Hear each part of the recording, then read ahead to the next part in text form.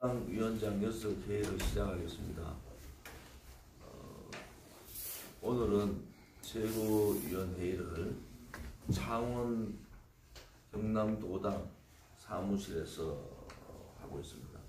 여러분 잘 아시다시피 이번에 4월 3일 국회의원 재보궐구원 선거가 창원의 성산구, 그 다음에 통영, 고성 두 개 지역에 보궐선거 지역이 있습니다. 우리 당에서는 이틀 전에 우리 진순정 당대변인, 중앙당 대변인을 창원 성산지구 후보로 공천을 했고, 오늘 아마 출마 기자회견을 할 것 같습니다. 박정정 후보께서는 예비 후보로 등록을 하셨는데 여러 가지 저희들이 최고위원회의를 거치는 과정에서 심사가 좀 보류가 된 상태였고, 박정정 후보 공천을 보류를 했습니다만은 박정정 후보께서 재심 요청을 해 오셨습니다. 재심 요청에 재심 청구서 요청을 하셔서 다시 최고위원회의와 경남도당 위원장님의 협의를 거쳐서 4월 3일 국회의원 보궐선거 통영 고성 지역에 후보로 공천을 하기로 최종 결론을 내렸습니다. 박정정 후보는 해양대학교 공학석사고 또 해군사관학교를 졸업하시고 해군사관학교 교수를 10년간 하셨습니다. 우리 대한민국에서 또 해군의 함장을 하시고 월남전까지 참전했던 그야말로 대한민국의 해양 수산의 최고의 전문가십니다. 또 우리가 이순신 장군 명량 영화를 보면은 물대라는 얘기가 많이 나옵니다. 이 통영 고성 지역에 물대, 그게 물의 흐름에 대한 지도를 직접 만드신 분이고, 그 지도가 통영 고성뿐만이 아니라 또 외부 사람들의 이 해양에 있어서 큰 지름길이 되고 있습니다. 그래서 우리 당으로서는 해양수산 전문가를 영입을 하고 해양수산 전문가로서 통영 고성에 적합한 후보라고 최고위원회에서 인정을 하고 통영 고성 보궐선거 후보로 확정을 했습니다. 오늘 최고위원회 결과를 말씀을 드렸고, 오늘 창원 성산 선거구와 통영 고성 선거구 대한애국당의 후보 공천장을 주도록 하겠습니다. 우선 4월 3일 통영 고성 박정정 후보 공천권을 상정합니다. 사전 최고위원회의를 통해서 만장일치로 박정정 후보를 공천하였음을 말씀드립니다. 우선 두 분에 대한 공천장부터 수여하겠습니다.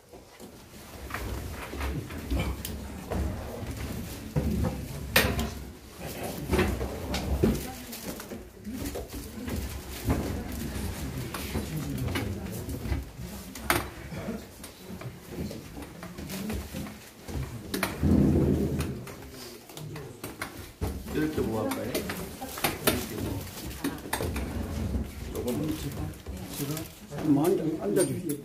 공천장 진순정 2019 12-0015 4월 3일 보궐선거 창원시 성산구 국회의원 후보자로 공천합니다.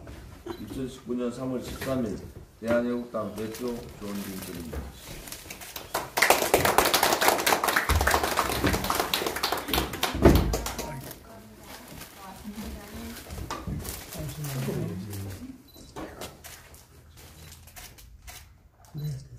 한 번만 봐주세요. 필성! 하나, 둘, 필성! 박수 한번 주세요!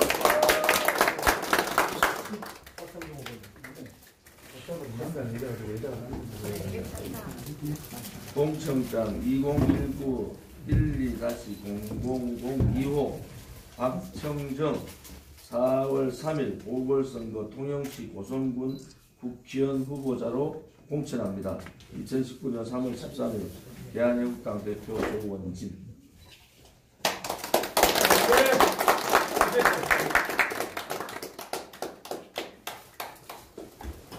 꺼리세요. 감사합니다. 필성! 이쪽도 한번 봐주세요. 웃으시오. 같이 공청장.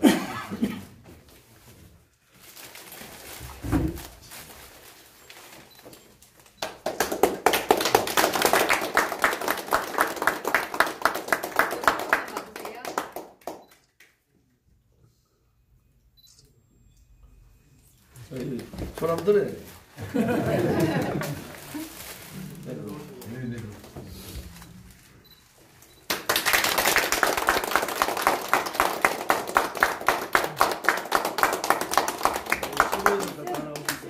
필성! 필성! 필성! 필성! 경남도당 위원장 나오시고. 대변인 옆에서 대변인가 자, 손 한 번 뜰게요. 자, 박수! 파이팅! 파이팅!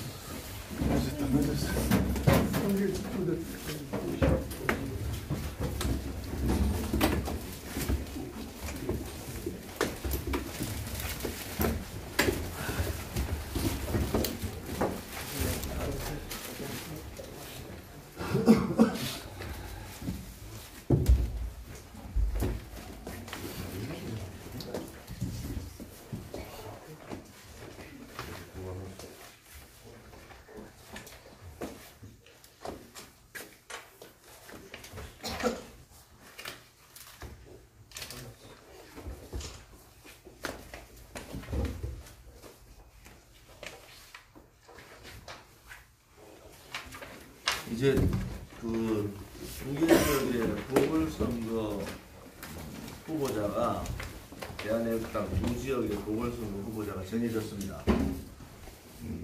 어제 우리 선대위 1차 회의를 했습니다. 특히 박정정 후보께서 통영 고성 보궐선거 국회의원 후보로 공천되셨기 때문에 우리 당은 전력을 다해서 우리가 2년 가까이 벽기를 들고 오늘을 기다리는 겁니다. 고성, 통영 고성 또 창원 성산지구에서 우리 당의 필성을 다짐하면서 전당 차원에서 또 전당원 차원에서 전력을 다하겠습니다.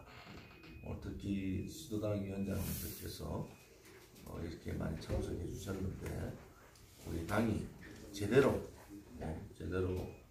선거를 하고 또 이 선거를 통해서 박근혜 대통령님의 불법 탄핵, 사기 탄핵에 대한 탄핵 무효 투쟁도 함께 하겠습니다. 특히 좀 조용하세요.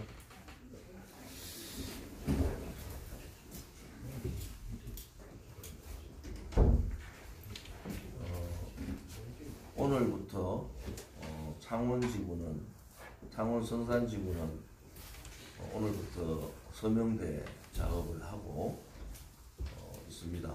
오늘부터 선거 전날까지 서명대 작업을 하고 또 우리가 7개 지역 서명대 예비 준비를 하라고 말씀드렸는데 이제 통영 고성 지역도 서명대 준비를 해서 오늘 비공개 회의에서 그 문제에 대해서 집중 논의를 하도록 하겠습니다. 지금 통영 고성 지역은 현재 더불어민주당, 자유한국당, 대한민국당 이렇게 3파전이 될 가능성이 있습니다. 또 창원 성산지구는 현재 각 당 후보가 거의 다 나왔습니다. 더불어민주당, 자유한국당, 그리고 기호순으로 하면은 그 다음에 바른미래당, 정의당, 민중당, 그리고 대한애국당 이렇게 기호순으로 하면 그렇게 나와 있습니다. 아무튼 6파전 지금 6명 가까이 나와 있지만은 야권 전체가 뭐 단일화 얘기가 나옵니다. 일부에서 대한애국당 후보가 나오면은 보수의 표가 분열되지 않느냐 이렇게 얘기하는데, 아무튼 좌파들도 여러 당이 나오고 있고, 지금 한교안 체제가 지금 하고 있는 부분은 대한애국당의 노선하고 너무나 다릅니다. 탄핵 무효에 대한 분명한 입장도 없고, 갑자기 우리가 가장 우려했던 내각제에 들고, 내각제를 어제 나경원 원내대표도 대표 발언에서 내각제 얘기가 또 나왔습니다. 그것은 우리가 가장 우려스럽게 생각하는 내각제 세력하고 연방제 세력의 야합이 될 가능성이 많다. 저희들이 예측을 했지 않습니까? 보수 국민 누가 자유한국당한테 내각제를 하라고 했습니까? 그것은 문재인 씨가 국민을 무시하고 국회를 무시하고 사법부를 무시하고 헌법 위반, 탄핵감이 될 정도의 여러 가지 원전 폐지 문제, 또 북한에 대한 경협자금 수백조, 또 성창호 판사에 대한 기소권, 가족들 문제 등등, 이 헌법 위반, 또 하나는 9월 19일 군사합의에 따라서 안보를 무너뜨리는 이러한 부분들은 국민의 동의가 필요함에도 불구하고 독단적으로 행동하고 있다. 그것은 국민 저항을 받을 수밖에 없고, 그것은 헌법 위반의 가능성이 대단히 높다. 위헌일 가능성이 높다는 겁니다. 그러한 좌파 독재 정권하고 투쟁하지 않고 그냥 말로만 떠들고 있는 자유한국당은 보수 정당의 가치를 버린 겁니다. 우리 대한애국당은 분명히 탄핵 세력에 대한, 특히 탄핵 주적에 대한 심판을, 또 정계 은퇴를 요구를 했습니다. 이 부분에 대한 답이 없고, 갑자기 느닷없이 내각제, 김무성 탄핵 주동 세력들이 추구하고자 했던 내각제를 들고 나오는 한교안 체제는 보수 국민, 우파 국민의 지지를 받을 수가 없다. 그렇게 생각합니다. 지금 내각제 얘기를 할 때가 아닙니다. 지금은 체제전쟁과 역사전쟁의 중심에 서서 나라의 존망이 걸려있는 상황인데, 이러한 나라의 존망이 걸려있는 이때에 좌파 독재하고 투쟁하지 않고, 좌파 독재의 무능, 오만, 독선, 공포정치, 강압정치에 대한 대항을 하지 않고 그냥 탄핵 세력들하고 내각제 세력들하고 연대를 해서 당을 운영하겠다는 것은 도저히 우파 국민으로서 용서할 수가 없습니다. 당대표 선거가 끝나자마자 보름밖에 되지 않았는데 내각제를 들고 나온다는 것은 당대표 선거 당시에 내각제 세력, 특히 탄핵을 주동했던 김무성 세력과의 어떠한 연대가 있었는지 의혹을 제기할 수밖에 없습니다. 느닷없이 당대표 선거에서 내각제 얘기 한마디 하지 않다가 선거 끝나자마자 내각제를 들고 나오는 그들의 모습을 보면은 그 뒷거래가, 어떤 뒷거래가 있었느냐. 대한민국 우파 국민들은 박근혜 대통령의 탄핵의 주범들이 내각제 이혼집정부제 세력이라는 것을 잘 알고 있습니다. 그들은 내각제 이혼집정부를 하기 위해서 죄 없는 박근혜 대통령의 등 뒤에 칼을 꽂은 배신자들 아닙니까? 그런데 황교안 체제가 들어서 보름도 안 된 시점에서 황교안 대표 또한 대통령 권력 집중에 대한 권력 분산을 얘기하고, 나경원은 벌써 2차에 걸쳐서 내각제 얘기를 했고, 어제 원내대표 국회 연설에서 내각제 얘기를 분명히 했습니다. 이것은 탄핵 세력들이 전면에 나서서 내각제를 기반으로 대통령에 대한 탄핵 무효를 묻어버리려는 그러한 기도다, 그렇게 보고, 제가 몇 달 전에부터 얘기했듯이 내각제 세력하고 연방제 세력의 밀실거래 야합이 있을 가능성이 되게 높다. 그것을 막을 수 있는 정당은 대한애국당과 태극기 애국 국민들밖에 없습니다. 어제 나경원이 했는 그 발언 똑똑히 저희들이 봐야 됩니다. 나경원 원내대표가 몇 가지 대한애국당과 같은 입장을 가진 발표를 한 것도 알고 있습니다. 이 대목의 중요시 여깁니다. 이제 투쟁하겠다. 자유한국당이 내각제 세력에 함몰되지 말고, 내각제 김무성을 비롯한 내각제 세력에 딸려다니지 말고 정정당당하게 우파 국민이, 보수 국민이 바라는 것이 뭔지, 민생을 챙기고 좌파 독재 정권을 몰아내고 체제 역사 전쟁에서 반드시 대한민국의 자유민주주의와 대한민국의 위대한 역사를 지키는 그러한 투쟁의 길에 동참해 주기를 간절히 바랍니다. 지금 두 후보분들의 말씀도 들어보겠습니다. 아무튼 창원 성산 보궐선거, 국회의원 보궐선거와 통영 고성 국회의원 보궐선거에 우리 대한애국당이 압승을 할 수 있는 그러한 기적의 그러한 선거가 되기를 저는 확신합니다. 그래서 이 기적을 만들 수 있는 것은 우리 대한애국당 당원 동지들의 얼마나 많은 자원봉사와 얼마나 많은 지원이 필요한 것입니다.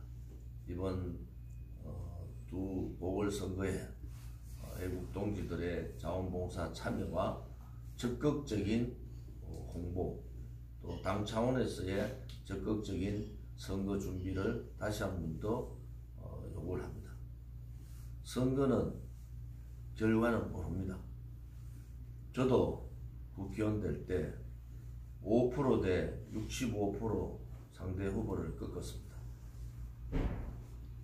후보자들이 최선을 다해서 지금부터 약 20일간 최선을 다하는 모습을 보이고, 우리 대한애국당의 그 결기, 애국심, 자유민주주의 구출, 박근혜 대통령 구출, 시장경제 구출, 대한민국 한미동맹과 안보, 이러한 자유민주주의의 가치에 정책에 맞는 그런 활동을 해주시면은 좋은 결과가 저는 있다고 확신합니다.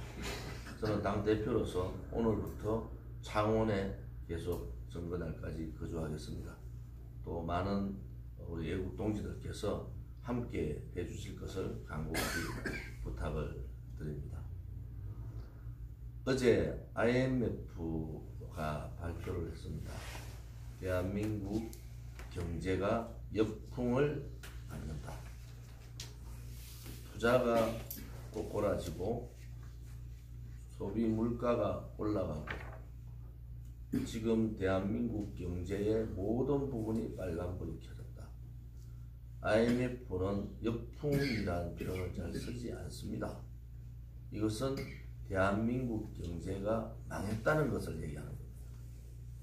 아직도 최저임금 인상, 근로자 52시간 단축 근로시간, 그들의 좌파 사회주의 경제 실험으로 전락해버린 대한민국이 그야말로 자살하고 있습니다.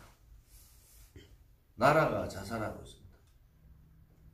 IMF의 대한 한국 경제 역풍이라는 이 표현은 이제 더 이상 문재인 정권의 경제 정책으로 가면은 우리는 30년 암흑의 시대로 갈 수밖에 없다. 이 부분은 더 이상 문재인 정권으로는 대한민국 경제를 이끌어갈 수 없다는 겁니다. 그래서 우리 대한애국당이 그동안 인사 참사에서부터 시작해서 외교 참사, 또 안보 참사, 법치 참사, 교육 참사, 그 중에서도 가장 큰 경제 참사 부분에 대한애국당 그동안 좌파 독재 정권하고 자유한국당에 비겁하게 아무런 행동을 할 때 우리는 투쟁을 했습니다. 아무튼 이 경제 참사 부분은 더 이상 놔둬서는 방관해서는 안 됩니다. 이제 국민들께서 잘못된 정책에는 불복종으로, 잘못된 체제 변형 시도에는 투쟁으로 그들을 막아야 됩니다. 그것이 대한애국당이 해야 될 일이고 애국 국민들이 해야 될 일이다. 저는 그렇게 생각합니다. 우리 이번 보궐선거에 대한애국당답게 당당하게 멋있게 승리하는 그날이 오기를 당대표로서 소원해 봅니다. 감사합니다.